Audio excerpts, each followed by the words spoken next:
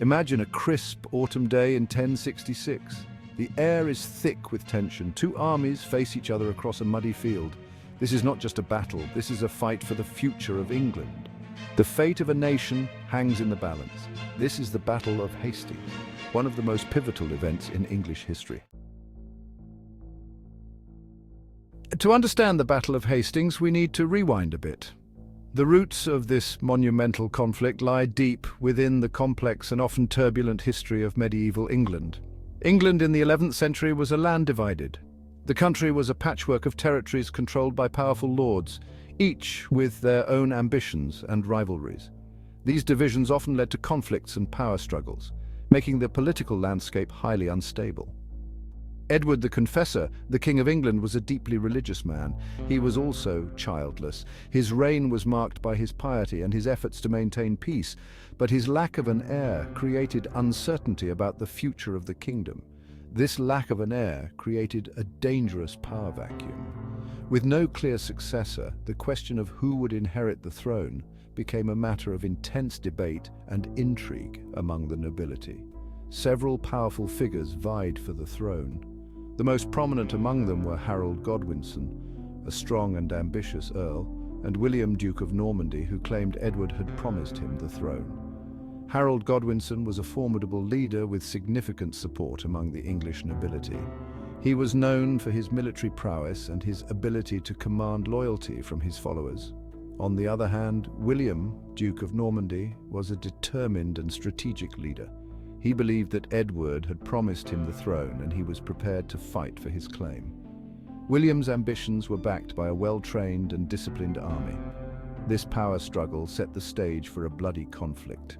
The stakes were high, and the outcome would shape the future of England.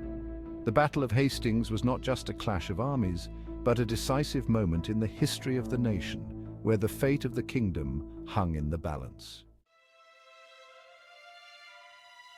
William, Duke of Normandy, was a formidable opponent. He was known for his military prowess and ruthless ambition. When Edward the Confessor died, William saw his chance. He gathered an army and set sail across the English Channel. Meanwhile, Harold Godwinson had seized the English throne. He faced threats from the north as well as the south. Harold's army was victorious against a Viking invasion in the north, but this victory would come at a heavy price. Exhausted from their previous battle, Harold's army marched south to meet William's forces.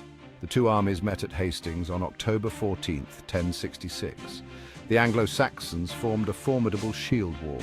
They held a strong defensive position on a ridge. The Normans attacked with cavalry and archers.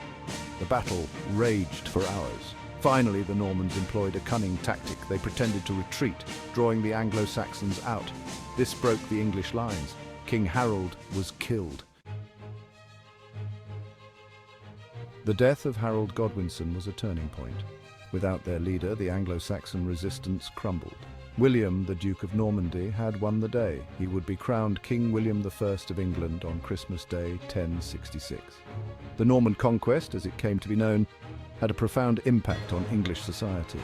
The old Anglo-Saxon order was swept away. A new era had begun. William the Conqueror wasted no time in consolidating his power. Upon his victory at the Battle of Hastings in 1066, he swiftly moved to establish his dominance over the newly conquered land. His strategic approach ensured that his rule would be unchallenged and long-lasting. He granted lands to his Norman followers, creating a new ruling class. This redistribution of land was not just a reward for loyalty, but a calculated move to secure his reign. By placing trusted Norman lords in key positions, William ensured that any potential rebellion could be quickly quashed. He ordered the compilation of the Domesday Book, a comprehensive survey of land and property in England. This monumental task involved detailed records of who owned what, the value of the land and the resources available. It was an unprecedented effort to understand and control the economic landscape of his kingdom. This gave him a detailed understanding of his new kingdom's wealth and resources. With this information, William could effectively tax his subjects and ensure that the royal coffers were always full. The Domesday Book remains one of the most significant documents in English history, providing a snapshot of medieval life. The Norman conquest also had a profound impact on the English language. The arrival of the Normans brought with it a significant cultural shift. Latin and French became the languages of administration, law, and the church, influencing the development of the English language in profound ways. French became the language of the court and the aristocracy. This linguistic shift created a divide between the ruling class and the common people, who continued to speak Old English. Over time, however, these languages began to blend, leading to a rich linguistic tapestry. Over time, Old English and French merged, eventually evolving into the English we speak today. This fusion of languages brought about a significant expansion of vocabulary and changes in grammar, shaping the modern English language. The Norman conquest's influence on the language is a testament to the enduring impact of this historical event on English culture and society. The legacy of the Battle of Hastings can still be felt today. This monumental event, which took place on October 14, 1066, forever altered the course of English history. The echoes of that fateful day resonate through the centuries, shaping the cultural and political landscape of modern Britain. It marked the end of Anglo-Saxon rule and the beginning of the Norman era in England. The defeat of King Harold II by William the Conqueror not only changed the monarchy, but also brought about profound shifts in societal structures and governance. The Normans brought with them new ideas about law, government, and architecture. They introduced the feudal system, which redefined land ownership and social hierarchy. Their legal reforms laid the groundwork for the English common law system, influencing legal practices for generations to come. They built castles, cathedrals, and monasteries that still stand today as testaments to their power and influence. These structures, such as the Tower of London and Durham Cathedral, are not just historical landmarks, but also symbols of the Norman legacy that continues to shape the British identity. The Battle of Hastings also serves as a reminder of the fickle nature of history. It underscores how a single event can pivot the fate of a nation, altering its trajectory in ways that are felt for centuries. The battle is a poignant example of how power dynamics can shift dramatically, leaving an indelible mark on the collective memory of a people. A single battle can change the destiny of nations. The Battle of Hastings is a testament to the enduring impact of such pivotal moments. It reminds us that history is not just a series of dates and events, but a complex tapestry woven from the actions and decisions of individuals, each thread contributing to the larger story of humanity.